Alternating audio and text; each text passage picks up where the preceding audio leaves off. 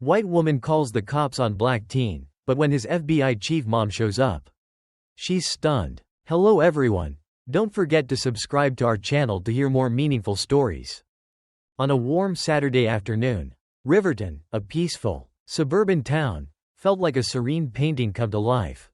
The air was filled with the cheerful sounds of children laughing and racing toward the swings in the park, while families strolled leisurely, exchanging greetings as they made their way to the bustling farmers market.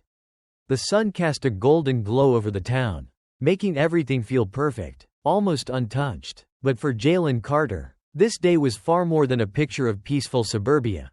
It was about a mission he had set his heart on. For months, Jalen had been working extra hours at the local coffee shop, saving up every last tip and paycheck with one goal in mind: buying the perfect birthday gift for his little sister, Aaliyah. After weeks of careful saving, he finally had enough. He had his sights set on a silver charm bracelet from Belmont Jewelers, the most prestigious jewelry store in town. He'd walked past it countless times before, pressing his face against the glass, imagining how Aaliyah's eyes would light up when she saw it. Today, he was determined to make that dream a reality. With a deep breath, he adjusted his hoodie, though he had taken care to dress neatly. Wearing a clean, pressed polo shirt underneath, he knew all too well how certain people reacted when they saw a young black man in a hoodie. But he shook off the thought. Today was the day. He walked up to the gleaming store, the heavy glass door chiming as he entered. Inside, the elegant displays of polished silver and gold caught his eye, each piece glinting under the harsh store lights. The scent of expensive cologne and polished wood filled the air. The other customers were mostly older women, adorned with diamond rings and platinum necklaces, looking at jewels that cost more than Jalen had earned in his entire life. But Jalen wasn't bothered. He had come for one thing: Aaliyah's perfect gift. His heart raced with excitement as he locked eyes on the bracelet he had dreamed of buying for months. As Jalen approached the counter, his excitement grew. He was so close now, the bracelet just within reach. But as his hand hovered near the glass, something in the air shifted. Behind the counter, Margaret Whitmore, a middle-aged woman with perfectly styled blonde hair and a sharp, calculating gaze, noticed him. Her once neutral expression hardened slightly, her lips pressing into a tight line as her eyes narrowed. Jalen felt the shift immediately, the familiar, invisible weight of suspicion settling on him.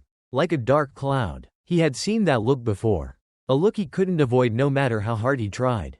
He had walked into stores like this before, always feeling like he didn't quite belong, like people were wondering what he was doing there. But he ignored it. Today was about Aaliyah, not about the uncomfortable stares. He approached the counter with a polite smile, his voice steady as he pointed to the bracelet. "I'd like to see that one, please," he asked, his calmness betraying none of the tension building in his chest. Margaret didn't respond immediately. She simply tilted her head, her arms folding across her chest, her gaze still fixed on him, as if evaluating him. "Are you sure?" she asked, her voice dripping with condescension.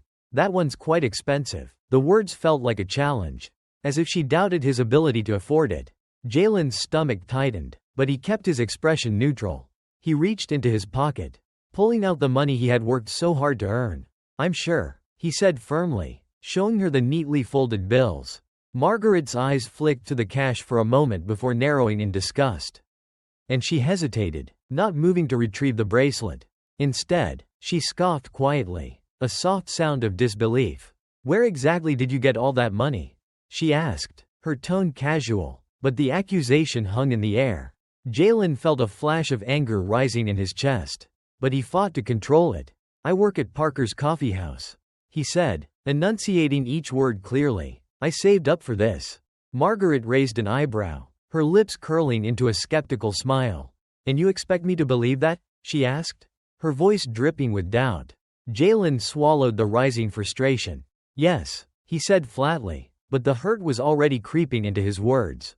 Margaret, undeterred, tapped her nails against the counter, eyes glinting with suspicion. "Well, I've been working here a long time, kid," she said, finally pulling out the velvet tray with the bracelet. "I know when something doesn't add up." Jalen's fists clenched at his sides, but he forced himself to relax. This was supposed to be a simple purchase, not a confrontation, but Margaret's words stung. He reached out, picking up the bracelet, admiring it for a moment, the charms glinting under the harsh store lights. Just as he turned it in his fingers, the bracelet slipped. It fell from his hand with a soft clink, bouncing once on the glass counter before landing on the tiled floor. Jalen's heart skipped a beat. Before he could even react, Margaret shrieked, her voice sharp and cutting through the quiet store like a knife. "Oh my God, I knew it," she yelled, her voice high with outrage. The room seemed to freeze, all eyes turning toward them. Jalen's chest tightened, his mind racing as Margaret pointed at him, her finger jabbing in his direction. "I knew you were up to something," she cried. "You were trying to pocket it, weren't you?" Jalen's blood ran cold as the weight of her words crashed into him. He opened his mouth to protest, but the words stuck in his throat. He hadn't stolen anything, he just wanted to buy a gift. But it didn't matter. In Margaret's eyes, he was already guilty. The sound of approaching sirens cut through the tension, and Jalen's pulse quickened. He knew what was coming. The sirens grew louder, and his stomach twisted with dread. The store fell into an uncomfortable silence as Margaret's words echoed in the air. Jalen stood there, frozen, as every eye in the room bore down on him. His chest felt tight, suffocating under the weight of judgment. The harsh fluorescent lights above seemed to flicker, amplifying the tension in the air.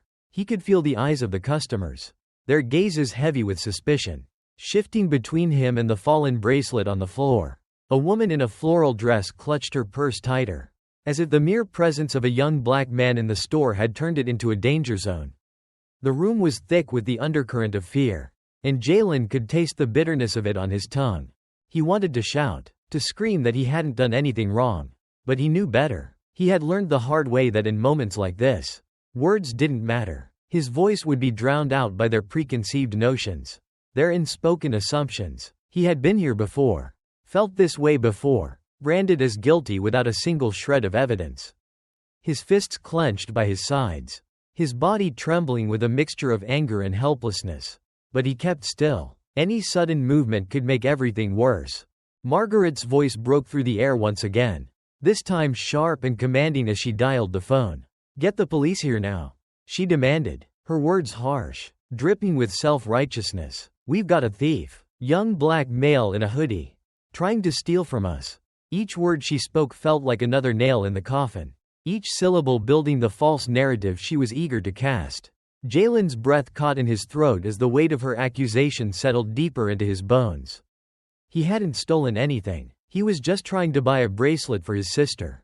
But to Margaret, and now to the rest of the room, he was already guilty. In the distance, the sound of sirens wailed, growing louder by the second. The police were coming. His stomach churned with dread as his thoughts spiraled. He had known it could happen. He had heard the stories, seen the videos, listened to the whispered warnings from his mother. But knowing it could happen and experiencing it firsthand were two different things. His hands trembled at his sides as the door swung open, and two uniformed officers walked in. The energy in the store shifted immediately. The room's collective breath held in anticipation.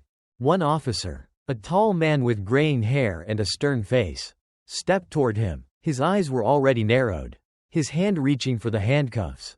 "Sir, I need you to put your hands where I can see them," he ordered. His voice was firm, without hesitation, as though Jalen's guilt was already decided.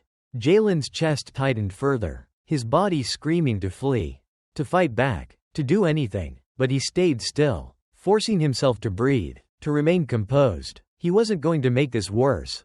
Not for him, and certainly not for his family. "I didn't do anything," Jalen managed to say, his voice low but firm, trying to keep control, trying to stay calm. Margaret's voice, however, cut through his defense like a blade. "Are you seriously going to stand there and argue after I caught you?" she sneered. Her eyes flicked to the bracelet on the floor, the same bracelet that had slipped from his fingers in an innocent accident. "You thought you could get away with it, didn't you? I know you're kind." Her words stung, every syllable heavy with her disdain. The racism was clear, blatant, and suffocating. Jalen flinched at her words, his body aching with the weight of the unjust accusation. He wanted to scream, to make her understand, but he knew it wouldn't matter. She had already made up her mind. He could see it in her eyes, the certainty that he was a criminal, that he was guilty just because of how he looked. Then, as if the universe itself was offering a moment of justice. Jalen took a deep breath, steadying himself. He knew he couldn't fight this alone. Not in this moment. Call my mother, he said, his voice firm, stronger than he felt. Blake, the officer, scoffed, rolling his eyes. You can make your phone call at the station, he retorted, but Jalen wasn't asking for permission. No, he said, his tone unwavering. Call my mother now. Margaret scoffed, clearly dismissing his request. Oh, sure, let him call mommy, she mocked. What's she going to do? Tell you to scream for justice? The cruelty in her words made Jalen's blood boil. But he didn't respond. He simply reached into his pocket. Pulling out his phone, he dialed the number, his fingers steady despite the storm raging inside him. Mom, he said when she picked up, his voice quiet but urgent. I need you at Belmont Jewelers now. The store seemed to hold its breath as Jalen stood there, his heart hammering in his chest. The sirens grew louder, but time seemed to stretch as the officers moved in. The tension in the room was thick, a palpable weight in the air. Margaret stood like a triumphant queen, her posture exuding satisfaction, her eyes gleaming with false certainty. She had won, she had made her accusation. And now, the law was on her side. Jalen was just another black boy who had walked into her store. And now he would pay the price for his audacity. Jalen's hands curled into fists at his sides. The urge to shout, to fight back, clawing at him, but he knew better. Every instinct told him to keep still, to keep calm. He had seen how these situations unfolded on the news, how a moment of panic could escalate into something far worse. He had learned that if he made one wrong move, one sudden gesture, everything could change. He had to be still. He had to stay calm. Even though the anger inside him threatened to explode, his mother had taught him the importance of composure in moments like this. Even when everything in his body screamed for him to react, the door to the store swung open with a sharp rush of air, and two uniformed officers stepped inside. The energy shifted immediately. Every customer, every eye, was focused on Jalen. One officer, tall with graying hair, locked eyes with him, his gaze hard and unyielding. His hand reached for his belt, fingers brushing the handcuffs, and Jalen felt his stomach drop. Sir, put your hands where I can see them, the officer barked, his voice blunt, as if it were the most natural thing in the world to treat a young man like a criminal without question. Jalen's breath hitched, his fingers twitching by his sides. But he didn't move. He knew the consequences of a single misstep. I didn't do anything, Jalen said, his voice steady but his heart racing. His words barely seemed to register. Margaret was already yelling, pointing at him like he was a thief caught in the act. He's the one, she said, her voice a shrill accusation. He tried to steal from us. The officer, Sergeant Blake, was already moving toward him, the handcuffs now in his hands, his expression unmoved by Jalen's protest. But in that moment, something flickered in Officer Doyle, the younger of the two. His gaze wavered, uncertainty flashing in his eyes as he looked between Margaret, the bracelet on the floor, and Jalen. It wasn't much, but it was enough for Jalen to hold on to. Maybe, just maybe, he wouldn't be arrested without cause. Call my mother, Jalen said again, more forcefully now, his voice carrying the weight of quiet authority. The words hung in the air, and Margaret scoffed, clearly unimpressed. Oh, sure, she sneered, let him call mommy. What's she going to do? Tell you to scream for justice? Her words were meant to belittle him, to strip him of any shred of dignity. But Jalen didn't flinch, he didn't react, he just stared at her, calm, despite the fury that burned in his chest. Reaching into his pocket, he took out his phone with steady hands and dialed his mother's number. His heart beat faster with each ring. Mom, he said when she answered, his voice low but full of purpose. I need you at Belmont Jewelers right now. The officer, Blake, scowled, irritated by the delay, but Doyle seemed to hesitate, his eyes flicking between Jalen and the door. He hadn't said a word, but the look in his eyes told Jalen that maybe, just maybe, there was a small chance that not everyone was so quick to assume guilt based solely on appearance. The door opened again, and the air seemed to shift. Simone Carter walked in. The moment she stepped inside, the room stilled, as though the entire store had collectively held its breath. She moved with an authority that demanded attention. Her sharp eyes scanned the scene, taking in the situation in a heartbeat. And without a word, She flashed her badge. "I'm Dr. Simone Carter," she said, her voice cutting through the tension like a blade. "Chief of Police for Riverton PD." She paused, locking eyes with the officers. "And this," she said, gesturing to Jalen, "is my son." The shift in the room was instantaneous. The air seemed to thicken with the weight of Simone's words. Blake faltered, his grip on the handcuffs loosening as he glanced at Jalen. Then at Simone. Doyle, too, shifted uncomfortably. Jalen's eyes locked on his mother. A mixture of relief and uncertainty rushing through him. Simone's calm, unwavering presence had instantly changed the dynamic of the entire room. Margaret, on the other hand, was visibly rattled. Her face lost all the arrogance it had worn just moments before, replaced by a sickening shock and anger. She blinked rapidly, her mouth opening and closing, as if she couldn't believe the truth of what was happening. Her defiance faltered under the weight of Simone's authority. And for the first time, she looked uncertain. Simone's gaze was icy as she turned to Sergeant Blake. "Sergeant, I assume you have a reasonable explanation for why my son is surrounded by officers while you're reaching for handcuffs before even asking him a single question?" Her voice was calm, but there was an edge to it that made everyone in the room tense.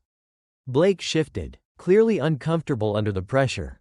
His jaw clenched, and his posture tightened, but he didn't speak. The silence stretched, thick and heavy, as Simone turned her focus on Margaret.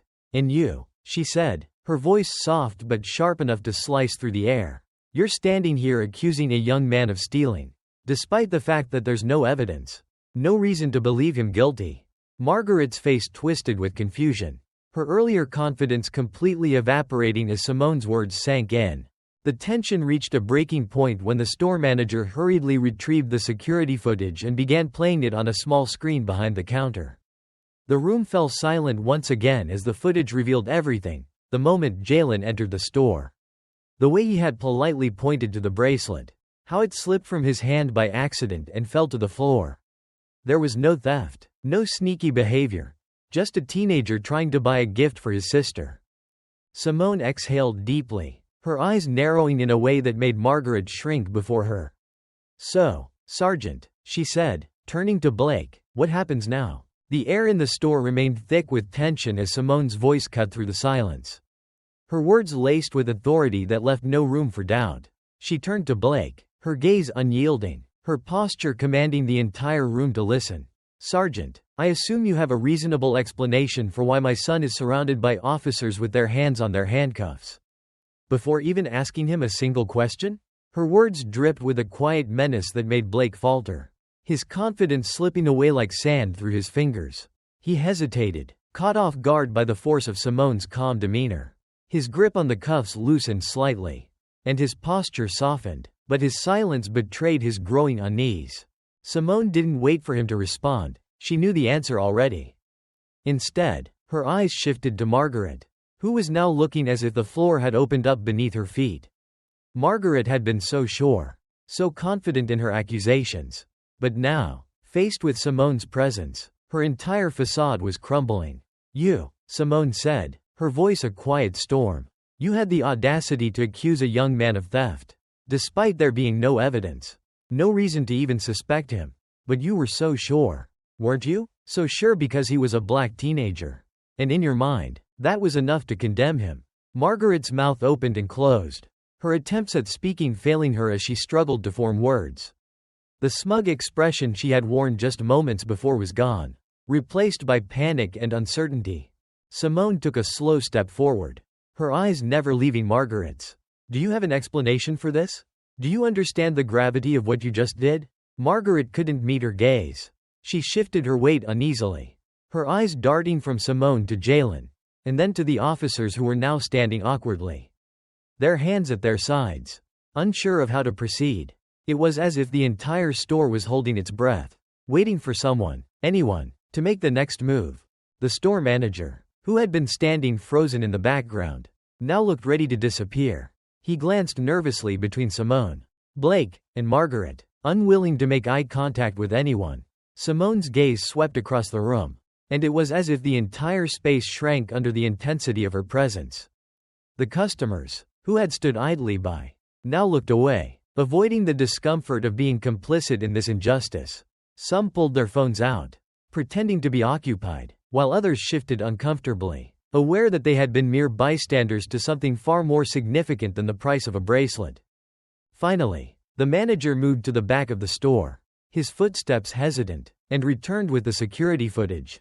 The screen flickered to life, showing the exact moment Jalen had entered the store, the polite interaction with Margaret, and then the bracelet slipping from his fingers and tumbling to the floor. No theft, no malice, just a teenager trying to buy a gift for his sister. The silence in the room was deafening as the footage played, and Jalen could feel every eye in the room now on him. Some filled with regret, others still clouded with doubt. Simone didn't speak, but her eyes locked onto Blake's, and in that brief moment, everything shifted. Blake's earlier confidence was gone. He was no longer sure of himself, his silence heavy with the weight of the moment. Margaret, on the other hand, stood frozen, her face ashen. The truth was undeniable, but the shame of it was too much for her to handle. Simone turned to Blake again, her voice cold and unwavering. "Sergeant, do you still want to arrest my son? Do you still want to make him pay for a crime that never happened?" Blake didn't respond immediately. He looked at Simone, then at Jalen, and then back at the security footage, his mouth tight with frustration. He had been wrong, but admitting it was harder than he expected. Finally, he nodded stiffly, his professionalism a thin veneer over the uncomfortable truth that was unfolding before him. He could no longer ignore the gravity of his actions. Simone's gaze was unflinching as she turned to Margaret one last time. "And you," she said, her voice now dangerously soft. "What happens to you now? What are you going to say to explain yourself?" Margaret opened her mouth, but no words came out. Her entire demeanor had shifted, the bravado replaced by something far more vulnerable: fear. Fear of facing the consequences of her actions. Fear of being held accountable for the harm she had caused. Simone gave a small, knowing nod. "I thought so," she said, her tone like ice. The room was quiet once more, the storm of accusations having passed. But the damage was done. Margaret's earlier confidence was shattered, and in its place, a quiet desperation hung in the air. Jalen, who had stood silently through it all, finally exhaled. The weight of everything, his anger, his frustration, his exhaustion, began to lift.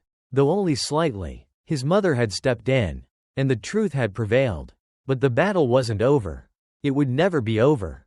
Justice wasn't always immediate, and the pain of this moment would linger long after they walked out the door. The tension that had settled like a heavy fog in the store lingered, suffocating and thick with an unspoken understanding. As Simone turned toward Jalen, her presence was a force to be reckoned with. She walked with purpose, her heels clicking sharply against the polished floor, her sharp eyes scanning the room as though she could see every hidden truth, every small lie that had been whispered behind the walls. Jalen, still processing the chaos, stood beside her, his mind whirling with the aftermath of everything that had just happened. The door swung open with a soft chime, and the world seemed to stop.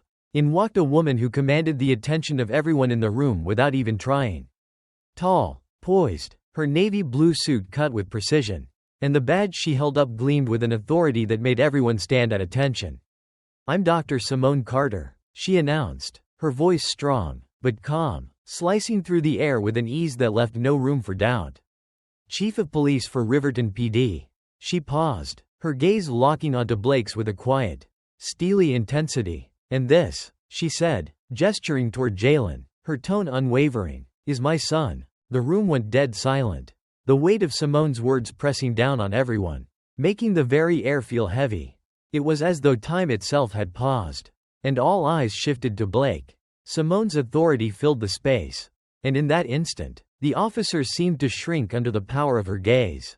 Blake's once unwavering confidence faltered, his grip on the handcuffs loosening, his posture changing from a man certain of his actions to one filled with uncertainty. Even Officer Doyle, who had hesitated earlier, now seemed to realize the gravity of the situation.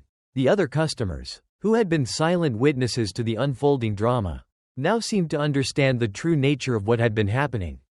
And some exchanged glances, a flicker of recognition in their eyes. Margaret, however, reacted first, her face twisted in disbelief, her expression morphing from the smug satisfaction of a person who thought they had won to one of panic. She blinked, her mind seemingly trying to reconcile the situation that had just shifted in front of her. "What?" she stammered, her voice trembling, no longer filled with the venom she had once carried. This is your son?" Her words were barely audible, a far cry from the accusatory tone she had used earlier. She took a step back, as though trying to physically distance herself from the reality that had just set in. Her body language screamed denial, a futile attempt to hold on to the power she had assumed she possessed. Simone didn't flinch, her expression like stone. Her eyes remained locked on Margaret, piercing through the older woman with a look that stripped away the pretense, exposing her for what she truly was. "Sergeant," Simone continued, her voice cold but controlled, "I assume you have a reasonable explanation for why you were about to arrest my son without any evidence." "Without even a single question asked?" Blake shifted uncomfortably, his eyes darting between Simone and Jalen, but he offered no answer. The silence stretched on, thick and oppressive, as Blake wrestled with the weight of his own actions. Simone's gaze didn't waver, and the intensity of it was enough to make even the bravest step back. "You walked in here," she said slowly, each word calculated, "saw a young black man, and immediately decided he was guilty, without knowing a single thing about him. No questions, no facts, just assumptions." Margaret, flustered and desperate to regain some semblance of control, spluttered, "He tried to steal from me. I saw him. He dropped the bracelet, and when I caught him, her words caught in her throat, unable to form the defense she was hoping for, especially now that the truth was plain for everyone to see. Simone cut her off, her voice razor sharp. "You accused him of stealing without a shred of evidence. You saw what you wanted to see, Margaret, and now, we're going to make sure you answer for it." The store fell into an even heavier silence as the room watched. No longer an audience of passive bystanders, but a group of people who had been forced to confront their own complicity in this moment. The manager, who had stayed hidden in the background, now moved awkwardly to the counter, retrieving the security footage as if it were a lifeline. The grainy video flickered onto the screen, showing Jalen's entry into the store, the polite exchange with Margaret, the brief moment of the bracelet slipping from his fingers, and then nothing. No theft, no malice. Just a young man trying to buy a gift. Simone's voice cut through the silence once more. "Did you check the footage, Sergeant?" Her tone was low, but there was a menace in it that Blake couldn't ignore. "Did you do your job? Or were you too busy making assumptions?" Blake didn't respond immediately, the truth of the situation settling in. His face tightened, and he nodded reluctantly. "We were just about to," he muttered, though his words lacked conviction. Simone's eyes locked onto him, and she didn't need to say anything more. The weight of her presence alone was enough to make Blake second-guess every decision he had made. "Check the footage," Simone said simply, her voice leaving no room for argument. Moments later, the footage confirmed what everyone had feared. No crime had been committed. Jalen hadn't stolen anything. There was no evidence of any wrongdoing. Just a teenager who had made an honest mistake by dropping the bracelet. The silence in the room was deafening. And for a brief moment, the only sound was the faint hum of the store's air conditioning. Blake shifted uncomfortably, his earlier confidence now shattered, while Margaret's face turned pale, the full weight of her actions crashing down on her. She had been caught, and there was no going back. Simone, her eyes still locked on Margaret, spoke again, her voice now dripping with contempt. "So, Margaret," she said, each word carefully measured, "I hope you're ready to explain how this all went so horribly wrong. You've just falsely accused my son, and now we'll make sure you answer for it." Simone's voice, sharp and commanding, reverberated in the silence that followed, her gaze never wavering from Margaret's trembling form. The tension in the store was thick enough to slice through, and for a moment, everything seemed frozen in time. Margaret, having realized the magnitude of her blunder, stood rigid, her eyes wide with panic. She opened her mouth several times, but no words came out, just shallow breaths, betraying the realization that she had been utterly outplayed. She was no longer the person in control. Simone was. Jalen stood by his mother, quiet but resolute, watching the woman who had tried to tear his dignity to shreds now cower under Simone's gaze. Simone exhaled slowly, her demeanor calm but radiating an undeniable authority, as though the weight of every word she spoke would leave a lasting impression on the room. She turned to Sergeant Blake, her eyes narrowing. You were about to arrest my son without even asking a single question. Weren't you? You saw a young black man, made assumptions based on nothing, and acted on them immediately. Her voice was steady, coldly slicing through Blake's attempts to maintain control. You didn't even check the evidence. Didn't bother to do your job. This is the problem with how you're handling your duties, Sergeant. Blake fidgeted with the handcuffs in his hands. His face flushed, a mix of frustration and regret painting his features. He avoided Simone's gaze, the weight of her words sinking deeper into his chest. His silence spoke volumes, and in that moment, the officers around him seemed to shift, their discomfort palpable. Officer Doyle, who had hesitated earlier, now stood on the edge of a decision. His eyes flicked between Simone, Blake, and Jalen, and for the first time, a quiet regret was visible in his expression. Simone, sensing the momentary shift in Doyle, did not relent. She spoke to him now, her voice still calm, but her words were laced with an undeniable bite. You see what this is, don't you, Officer Doyle? This is racial profiling at its core. A young man walks into a store, and he's immediately assumed to be a criminal, just because of the color of his skin. This is the reality that so many face every day. You let this happen. Doyle's lips parted as if to respond, but nothing came out. The realization that he had been complicit in a grave injustice was dawning on him. And for the first time, he didn't know how to undo the damage. He shifted uneasily, looking down, unsure of where to place his allegiance. Margaret, on the other hand, was beyond desperate. She took a shaky step forward, her voice rising in panic. I saw him try to steal it, she stammered, her hands trembling at her sides. He dropped it, and I knew what he was up to. I called the police because I had to. I did what any responsible person would do. Simone raised an eyebrow, her voice cutting through Margaret's frantic words. And you did this without any proof. Margaret, without a shred of evidence? She allowed the question to hang in the air like an accusation, waiting for an answer that never came. Margaret's gaze dropped to the floor, her pride cracking, and in that silence, the truth came rushing to the forefront. She had been wrong. Simone gave a slow nod, as if she had expected nothing less. She then turned to Jalen, offering him a look that was both comforting and resolute. Let's go, baby, she said softly, her tone gentler now, though the fire in her voice had not dimmed. It's over. Jalen's gaze flickered once more toward Margaret, and he met her eyes one last time. He wanted to say something that would convey the weight of the humiliation he had just endured, but instead, he simply shook his head. With a deep, steadying breath, he turned toward the door, following his mother out of the store. As he passed Margaret, he uttered one final line, his voice calm but unyielding. All I wanted was to buy a bracelet for my sister, he said, his words carrying the weight of everything that had transpired. But I guess I got something far more valuable instead. And with that, he stepped out, the door closing softly behind him, leaving the wreckage of the moment inside. As Jalen and Simone stepped outside into the fresh afternoon air, the tension from the store still clung to them like a heavy cloak. The glass door of Belmont Jewelers closed softly behind them, but the echoes of what had just transpired reverberated in Jalen's chest, leaving a raw and unsettled feeling. He wanted to feel victorious, to breathe easy knowing that he had stood his ground, that justice had been served. But instead, he felt an overwhelming exhaustion pressing down on him, heavier than the weight of Margaret's accusations. Simone, walking beside him, didn't speak immediately, her expression unreadable as she guided him toward her car. Her heels clicked steadily on the pavement, each step an echo of the authority she had wielded inside the store. But Jalen could sense the quiet fury emanating from her, the deep exhaustion that came from fighting this same battle over and over again.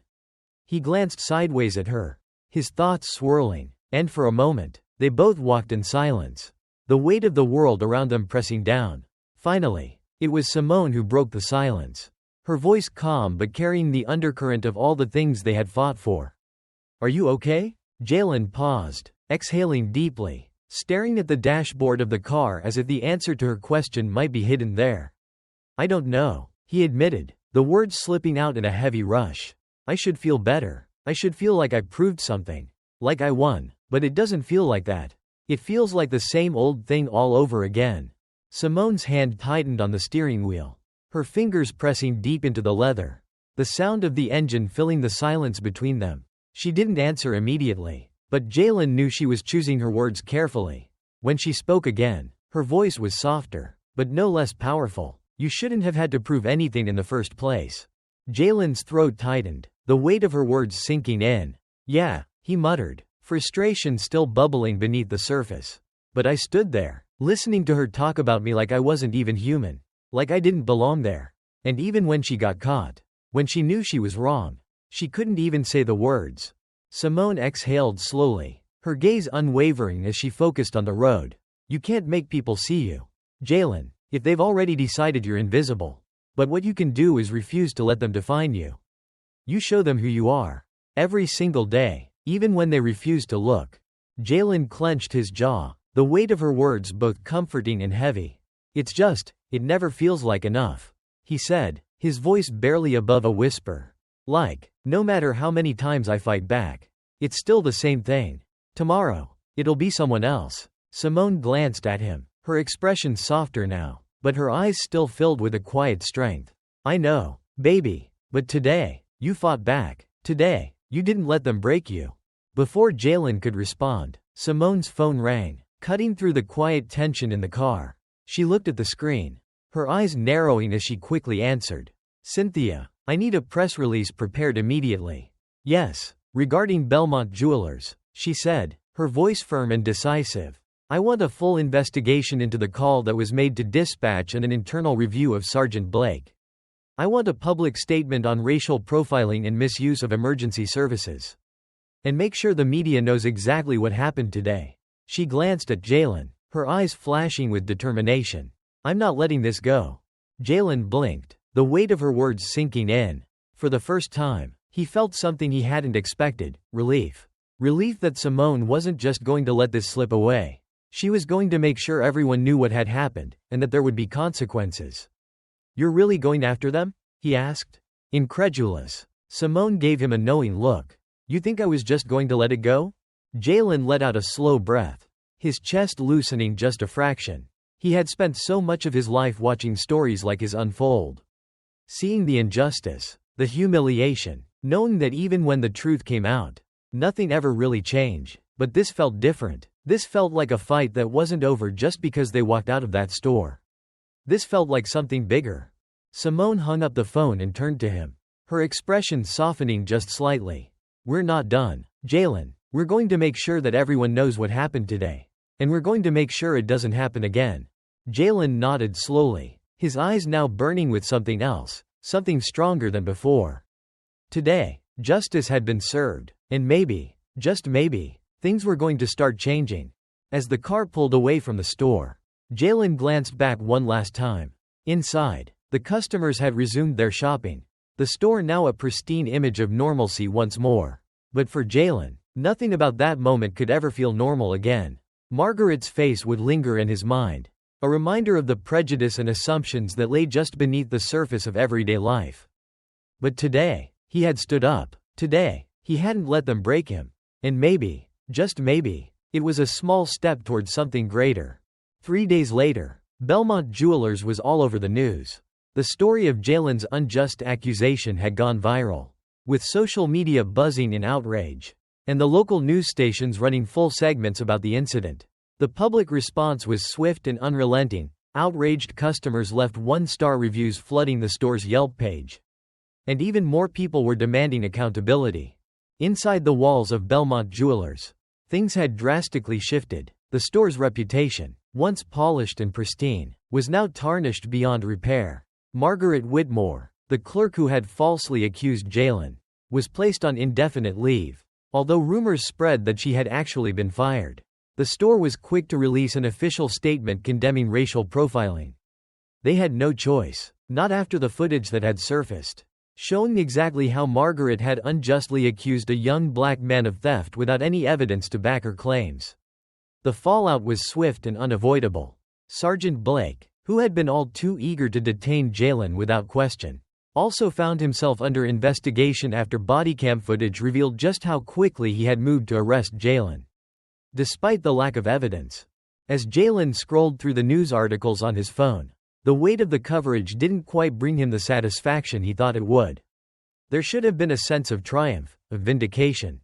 But all he could think about was how easily things could have gone differently. What if his mother hadn't arrived in time? What if Officer Doyle hadn't hesitated? What if there hadn't been security cameras to prove the truth? His mind wandered, contemplating the countless ways this could have turned out in a way that didn't involve him being put through such a humiliating ordeal. His thoughts were interrupted by a cheerful squeal coming from the living room. "Jalen, Jalen, look what Mom got me." Jalen barely had time to register what was happening before his little sister, Aaliyah, burst into the room, holding out the silver charm bracelet he had so carefully chosen for her. The charm bracelet gleamed under the living room light as she waved it excitedly in his face. "It's perfect. I love it." Aaliyah's face was filled with genuine joy, her smile wide and bright as she jumped onto the couch beside him. Jalen's chest tightened as he watched her, feeling a pang of guilt and frustration. "You like it, Aaliyah?" he asked, his voice quieter than he intended.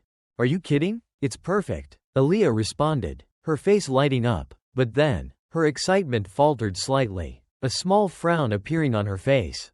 "But, I thought you were gonna get it?" Jalen hesitated, the memories of everything that had happened over the past few days flooding back. His mother had made sure his sister still got the bracelet, but the thought of stepping foot in that store again, of seeing Margaret's face or feeling the judgment of those customers, was too much. It had all been too overwhelming. He wasn't ready for that. "I picked it out," he said finally, forcing a smile, the weight of the moment settling heavily in his chest. "That's what matters, right?" Aaliyah grinned widely, her eyes full of excitement and gratitude. She flung her arms around him in a quick hug, then dashed off to show their mom again. Jalen watched her go, his heart heavy. Maybe it wasn't a perfect ending. Maybe he would never feel completely at peace with the events that had transpired. But in that moment, Aaliyah was happy, and for now, that was enough. The world outside may never truly change, Jalen thought, but at least in this small moment, something good had come out of it. Simone sat quietly next to Jalen in the car, the weight of the past few days pressing heavily between them. As they drove through the town, the world outside seemed to go on as usual. Cars moved along the streets. People passed by in a blur, and the sun continued its descent toward the horizon.